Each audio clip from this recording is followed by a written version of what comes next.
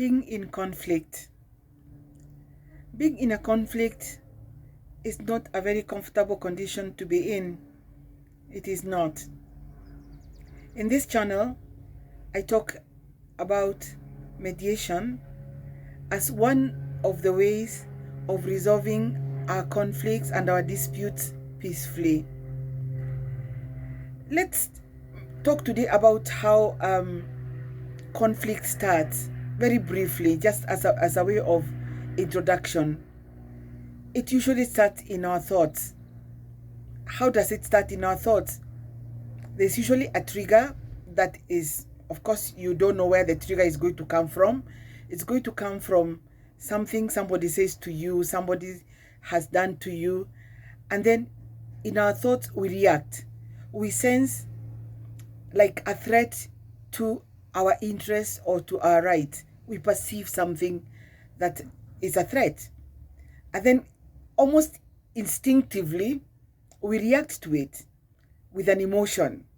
It could be anger, it could be fear, and then as a result of that that emotion, we have to quickly make up our minds, as it were, or instinctively we react to protect ourselves.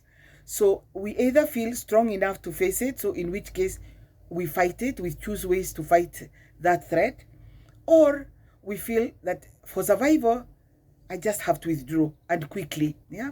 When you talk about survival of the fittest in primitive history, or as they call it, yeah, that is what it was. Survival depended on that, making decisions very quickly on whether to flee or to fight, so that we can survive for the next day. Yeah. Obviously, in modern life, it's not usually just a physical fight or a physical flight. Sometimes it is a physical flight, but how does it all happen? Yeah, because sometimes you hear people saying, I am not in conflict with anyone, by the way, I don't cause trouble. But remember that those wrong reflexes happen in all of us, and very instinctively. Yeah, and we can be, some people are predominantly the ones who opt for fighting, and others are predominantly the ones who opt for distancing, which is flight. Yeah, what are some of these symptoms that we know that we're involved in a conflict, in that choice of how to behave in a conflict situation? So under fight, which I also call or we refer to as coercion, or power play.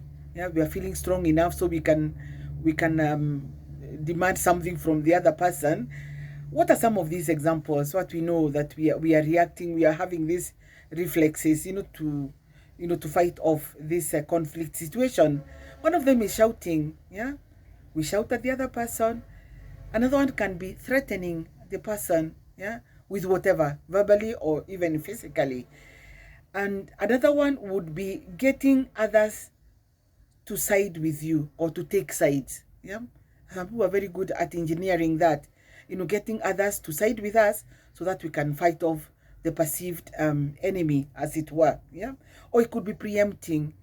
I thought you thought. And then they already conclude what you thought or what you did. Yeah, that is in on one side, which is now the fighting. What about those who choose flight? Distancing ourselves, withdrawing. Sometimes you call it walk away.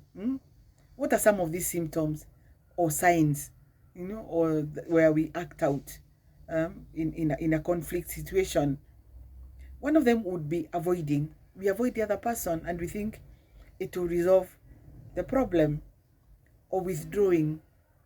I just keep off. I keep off, withdraw mentally or physically or whatever, but I keep off.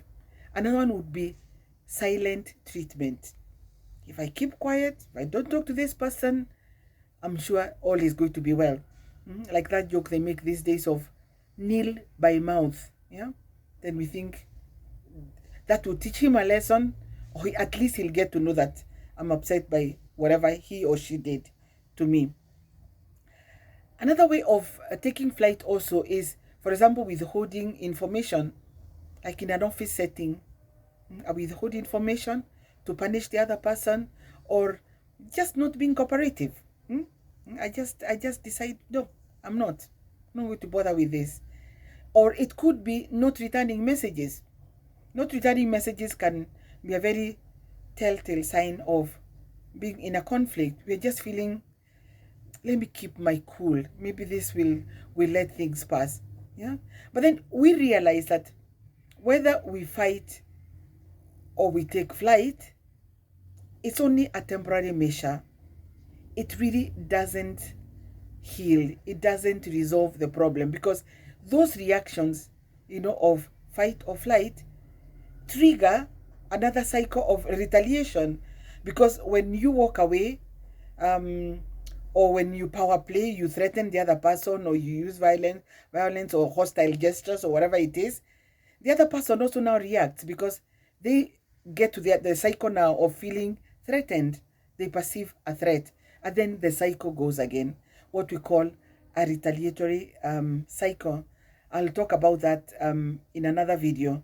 So for now, just to remember that conflict begins in our mind. Yeah. And then we say that mediation heals when we learn to speak our thoughts. Yeah. Just like the conflict started in our thoughts, in mediation we are encouraged to talk about our thoughts. When we express ourselves, I felt, I thought, yeah, it's a beginning of a conversation, it's a beginning of healing. And we get very, very surprised sometimes when we get to know that what we thought of the other person, or what we concluded they did or they didn't do, was absolutely not true. It's just the way we perceived the situation, and in turn, the other person also perceived that situation in a very specific way. So if you're in a conflict situation, the best thing is to come to the middle way, which is to talk it out. To talk it out. That is what mediation is about, and we will learn how to talk it out, even among ourselves, even without involving a mediator. And when we need to involve a mediator as a facilitator in that conversation, we do so. So that we stop that retaliatory cycle, and we get a permanent solution to that problem, to that conflict that we are having. See you soon. Please subscribe, comment, share. I'll see you in my next